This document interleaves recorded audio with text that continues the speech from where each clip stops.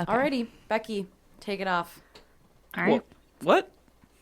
Take it off. I'm not sure. Becki, take it off. I don't Take know. it away. I mean, Take it away. my camera is off, so for all you know, I could be. We're talking about being All right. good to women in the room. Yeah, Take it not off, telling Becki. them. Telling them to do things. Okay, take it away, Becki. Thank you, everyone, for helping me through that. Oh, goodness.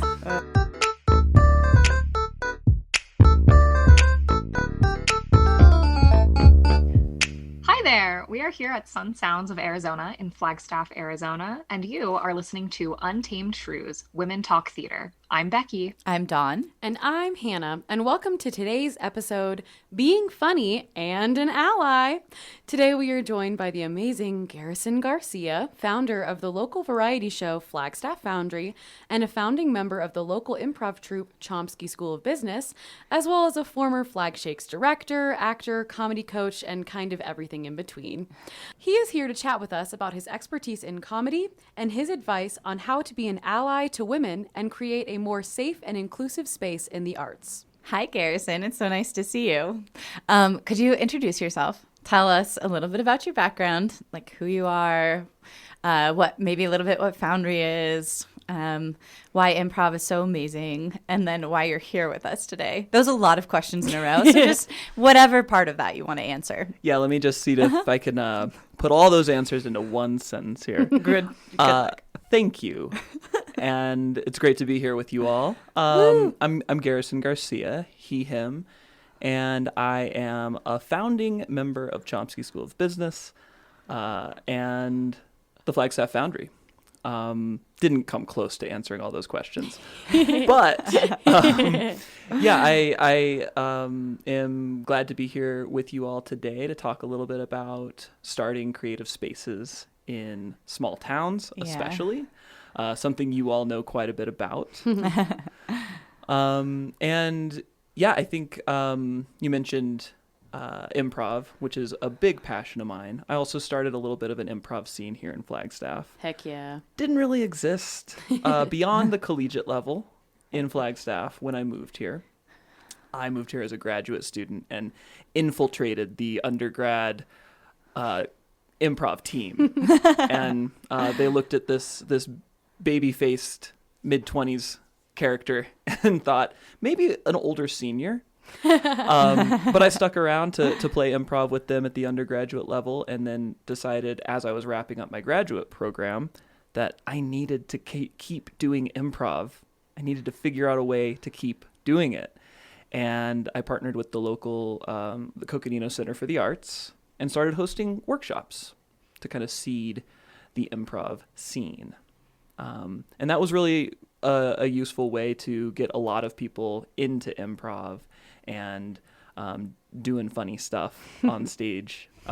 We had people from like business people to lawyers, physical therapists who just wanted to work on their public speaking and communication skills, and ended up just loving improv and begging to do more of it.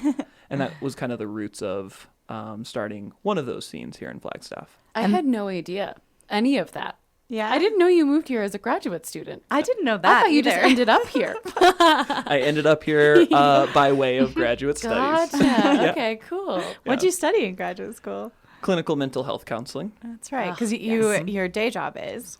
Right. As beyond all of this fun theater stuff, Yeah. I'm a licensed counselor.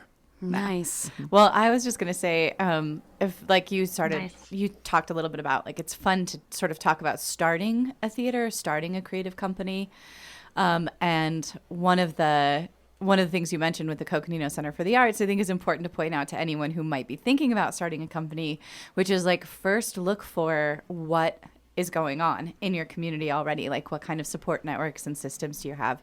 We're super lucky to have an awesome arts council here. Oh, yeah. And especially an arts council that loves incubating. You know, we had our first show there. You know, you started improv troupe there. So I would say like, if you're thinking about starting your own theater, starting your own improv troupe, doing anything creative, like first figure out what's going on in your community. And I would say 98% of the time, any reach out I did, people were like, yes, let's grow something new. And, 2% of the time, they saw us as competition and just forget about that and just go meet everybody. I so agree with that. I think by and large, people want other people to succeed and do well and want to support them. So it's been my experience that bringing ideas to existing organizations, a lot of times those things are embraced and they're like, we're so glad you brought that up. We'd love to help you with that. Yeah. I love that. Well, I want to know a little bit more about Foundry. So we heard your improv background, but specifically Foundry is such an incredibly successful arts and culture sector that we have here in Flagstaff. It was one of the first things that I knew about here, besides Flag Shakes, of course. And it was just such a big part of me growing as an artist in Flagstaff because it was just so easy to be a part of and it was so fun and everyone knew about it and everyone always wanted to go and it's just such a fun time. So can you tell us a little bit about Foundry? Yeah, where to begin? It's a beast. The Foundry is the Flagstaff Foundry. For those listeners who don't know, is a community variety show that is open to anyone. Essentially, if you want to perform, you can sign up and you're in the show, which brings some very incredible acts. It also brings some very bizarre and ridiculous acts. It's a really good space for people to just try something brand new, try something they haven't done in a while, take risks, and just share a little bit of themselves with our community. It started because I wanted to do that myself, and I didn't really see a space for it in Flagstaff. I figured there were more people like me. I was just going to say, it's such a supportive community that is cultivated at the Foundry. Like, I don't know. It's just, there's such positivity there. Yeah, you can do whatever. And, as long as you're not being offensive, I suppose. As long as you're not being offensive, it's just such a supportive community. And we did create some rules around that. Yeah, I was just going to say, that's actually something we should definitely talk about is the disclaimer at the beginning of every Foundry. Yeah, most definitely. So we created this space. We made it very inclusive, an opportunity for anybody to sign up. And what we found was, again, by and large, in our experience, most people were, totally playing by general accepting content rules. And we started to get a couple acts that were not just pushing the edge around art, but offensiveness. Yeah. And we had to have some internal meetings and look at ourselves and bring in some of our strong community members to say okay, this isn't safe. This isn't an okay thing. We need to decentralize the decisions around who makes the call on something, whether something's offensive or not, because it shouldn't be up to one person. And we need to deputize and empower people in the crowd to say this isn't okay if something like that's going on the stage. And when I say something like that, I mean things that are sexist, homophobic, transphobic, racist, these types of things. And again, this was few and far between, but it started to crop up. And it was always a little on the edge. And it was oh, that was made me a little uncomfortable. I'm not jumping out of my seat upset, but oh, that was starting to push the edge a little bit too much. Which is exactly how oppression takes root. Yeah. Yes. Uh-huh. So, yeah, right? And so, in our conversations, we essentially decided to have a disclaimer at the beginning of the show where, as I welcome folks to the show, I say, we're all responsible for what happens in this space. We are performers, and we come to the space to perform, and we need your feedback. We need that feedback, whether it's good or it's saying, hey, dude, that's racist. Hey, dude, that's sexist. Hey, dude, that's homophobic. And we as an audience need to be able to own this space because it's ours and we've created it. And so since we had that discussion and kind of put those bumpers in place, it's just incredible, the supportive audience. That's awesome. I love what you said too, the specific phrasing of empowering your audience. And, I think that because it is such a strong community, what's also wonderful about creating that empowerment for everyone is then that the specific person who might be feeling attacked by what's being said or uncomfortable about what's being said isn't the one who needs to stand up and say something. It's the person sitting next to them. It's the 10 people in the front row. It's someone else who can use their voice to say like, nah, like that's not going to fly here. Yeah. And I think that's awesome because then it really does create an environment where everyone feels like their voice matters and fully supported by the rest of the people who are in the audience, which is, I think, awesome. It's like a bystander training that we've done, or that is going on as well. We can stand up for those who feel like if they said something, they might be unsafe. Yes. Yeah. Yeah. Well, this kind of leads me into the question or topic of creating a space within theater that is safe.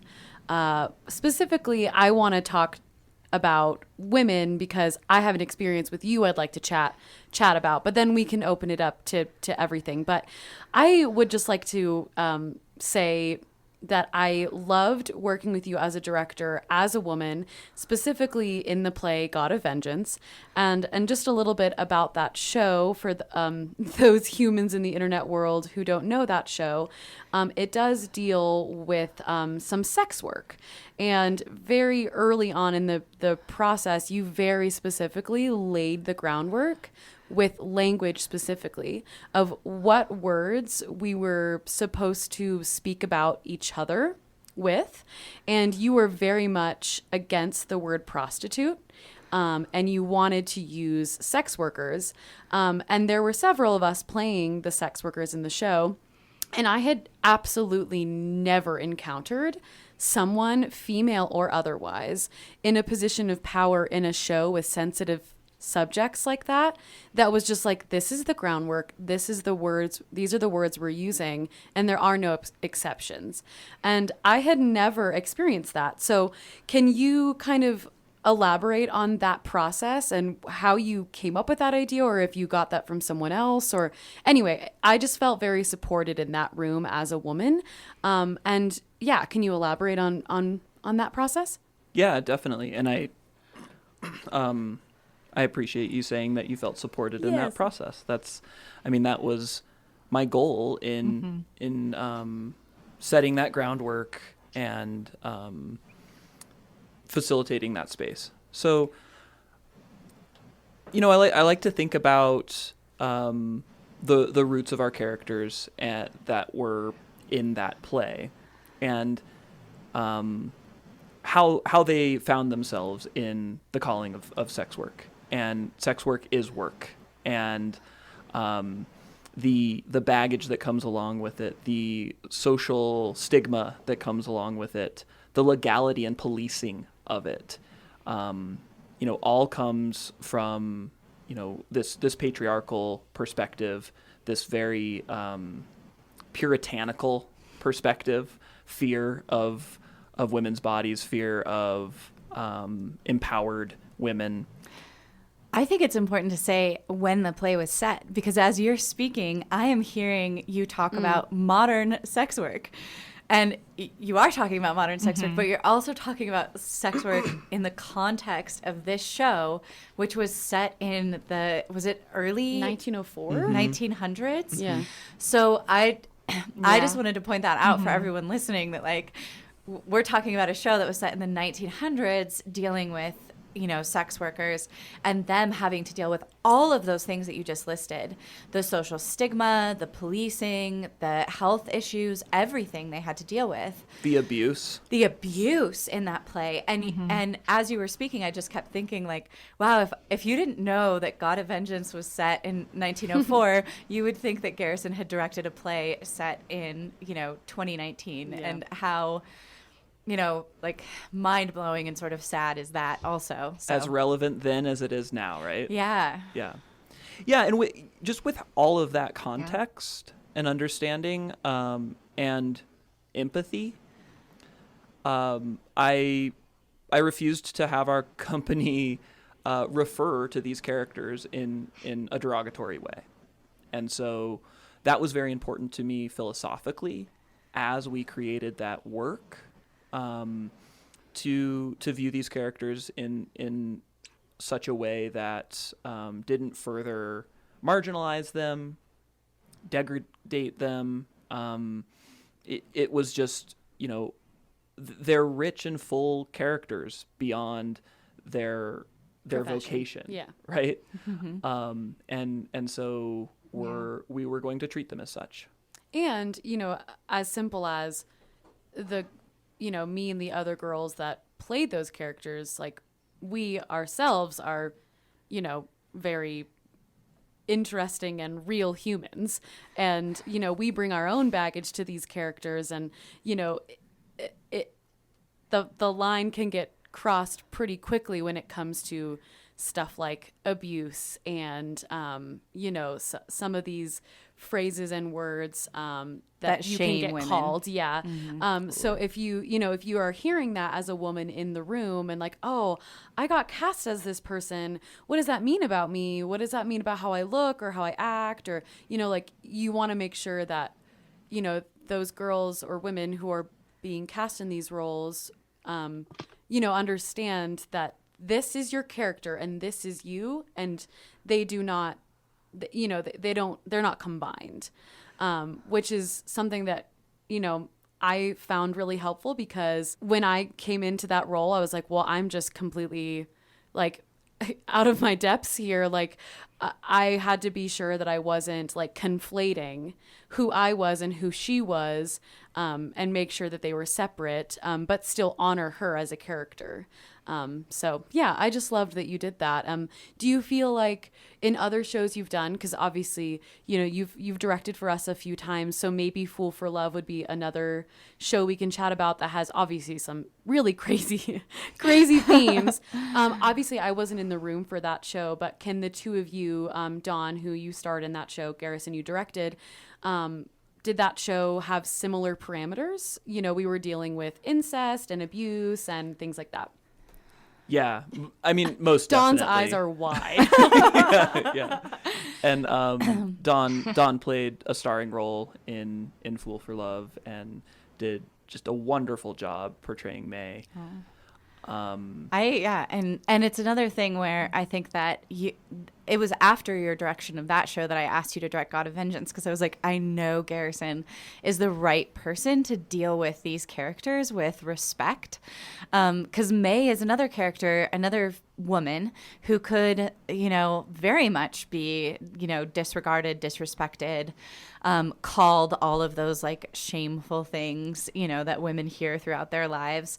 And yet instead, she was like this rich and complex character. And luckily it's hard. It's a Sam Shepard play. So there were no other women in the room, was the thing. And yet that group of men, like specifically the men who were in that show, you as the director, George as the stage manager, everyone was so supportive that I never felt scared. I never felt exposed. I guess that's the word I want to use, because I feel like that's what can happen in a character where you have to throw, all of your, it's very sensual, it's very raw, it's, very feminine, and to just have her surrounded by misogyny within the play and surrounded by, abuse inside of the play and marginalized sort of in the story, but to have that not be the feeling in the rehearsal room, have the character feel like she's validated and important and like a big part of what's going on, I think is just so important. I guess it leads me to a question for you, Garrison, that I'm curious about, and I hope I'm not setting you up here. But what, because I think about all your work in improv, and I know some of the basic tenets of improv, and I just keep thinking, how do those tenets of improv correlate with being an ally? Because in my mind, I feel like I feel like I could start to make the connections. Bystander training. Yeah. I mean, there's so much going on in an improv room that has to do with like safety and holding people up and et cetera. So like, how do you find that kind of work helps you with allyship? So improv 101, we talk about yes and having each other's backs. So yes and being accept what's happening, add something onto it. Having each other's backs, meaning we don't have anything prepared when we step out onto the stage. So if your teammate steps out on the stage, you step out onto the stage with them. You don't leave someone high and dry. You don't let them try to initiate a scene and then deny them of what they've tried to establish. Exactly. And I think bringing that to ally work and being an accomplice and an ally in creative spaces or movement spaces, it's very important to have that mentality of I accept what's happening. If you're an ally, a lot of times you're coming. This is me talking to you as a cisgendered heterosexual male, and all the baggage that comes along with that, and all the privilege that comes along with that. And if I'm trying to position myself accurately as an ally or an accomplice, I need to first accept the struggles that you experience, the areas of oppression that you experience every day. And if I can't accept that, then what good am I as an ally? So starting there, and then also, I guess, to continue with the improv metaphor, to not leave people hanging, to not abandon them when they need me the most, to be there and be willing to put my reputation, body, skills on the line to make sure that other people are okay. Yeah, to sort of like be willing to embarrass yourself to pull someone else up. You know, like you have to join them at their level and be like, hey, bud, I'm here with you and we're in this together at this moment because if you fail, I fail. Totally. Yeah. Totally.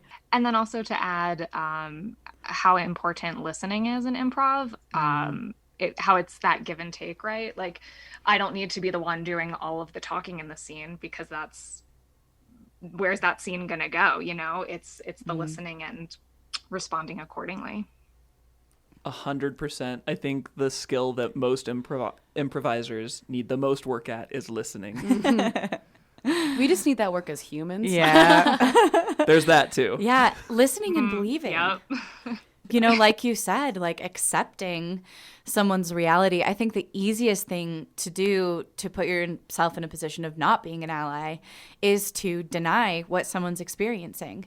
And it's so easy if it's not your experience. It's so easy to say, I mean, I have the thought all the time, and it's actually one that I've started to call out recently and started to really work on, where if I hear something that's happening, you know, maybe to Black women, and I go, oh, that's unbelievable. No one would do that to another human being. And I want to feel that way. And no one would do that to me, or no one has done that to me to this point. And it's so important to have that acceptance that you were talking about, where instead of that reaction, instead of, oh my gosh, no, that's unbelievable, the reaction is, oh, like that is what's happening. I accept that as the truth of what's happening. And now, you know, and the heavy part of that is now I have a responsibility with regards to that. And I know that, you know, that can seem like hard work, but I think the first step is an easy step that people can start to take. Like, catch yourself when you're like, no, I don't know. That seems impossible. It might be impossible in the situation you're in with the privileges you have. It might actually be impossible that it would ever happen to you. But that doesn't mean it's not happening. That doesn't mean that's not what people are feeling. So I think that's so cool, Garrison. Yeah. Thanks, we need to get more people in improv, obviously. I think so too. I think there's so many life lessons to be learned in improv. Yeah. I don't feel more present or in the moment than when I'm doing an improv scene.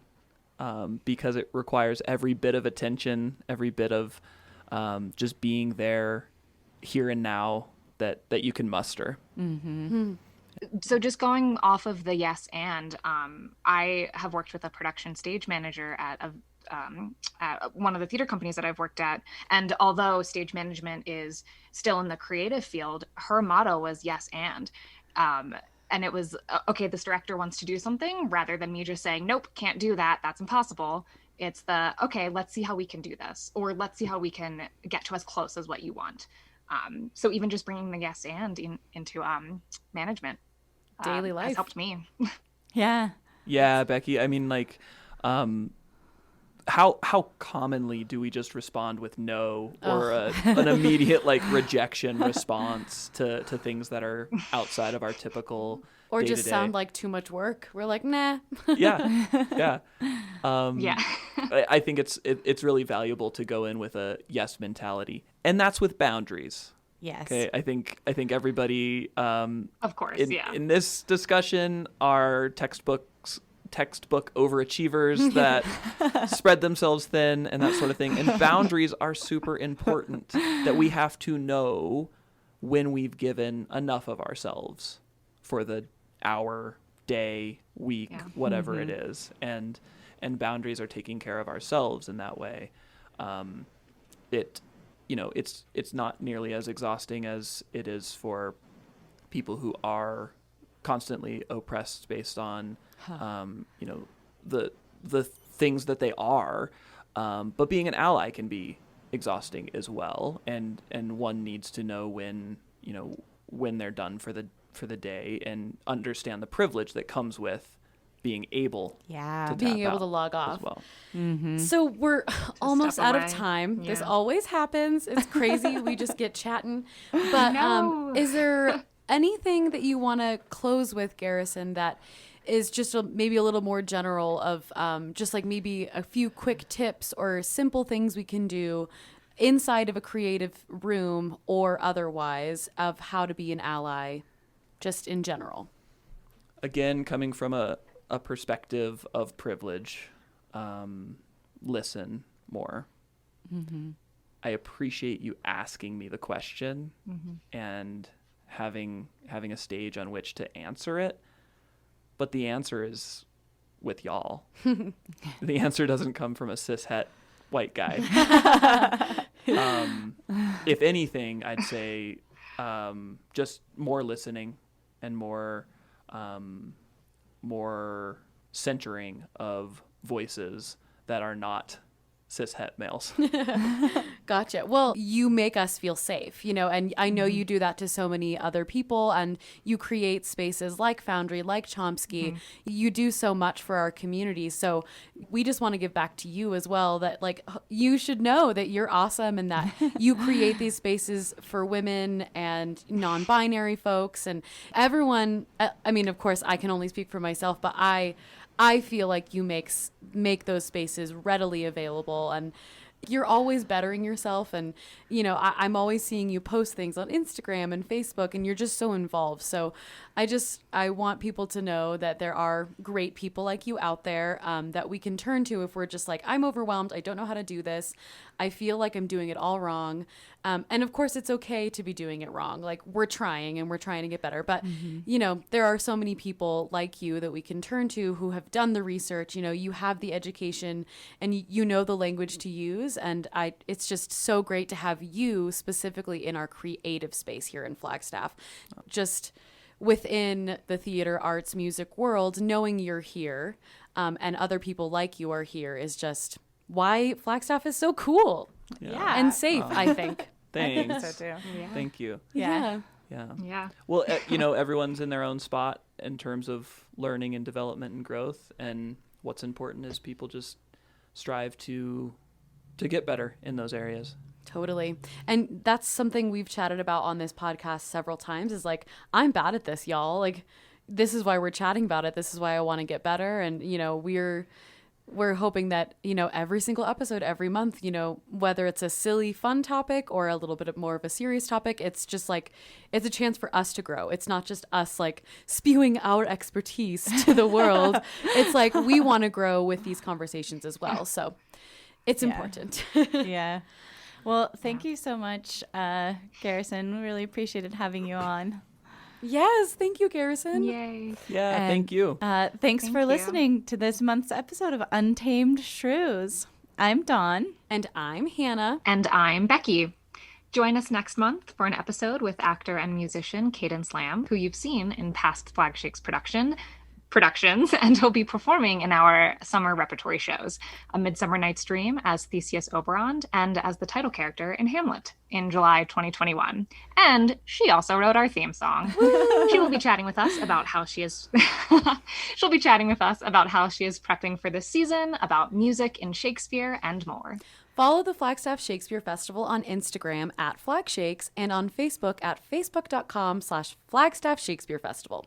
All episodes of Untamed Shrews can be found on sunsounds.org, the Flagstaff Shakespeare Festival YouTube, and now anywhere you get your podcasts, guys. Spotify, Google Podcasts, Stitcher. We did it. It was a process, but we're a real life podcast now. This episode of Yay. Untamed Shrews, starring Dawn Tucker, Becki Zaritsky, Hannah Fonts, and Garrison Garcia. Show art by Calliope Luedeker. Podcast theme song by Cadence Lamb. Podcast edited by Hannah Fonts. And a special thanks to Gina Byars. Yay! Bye! Bye, guys! Hey.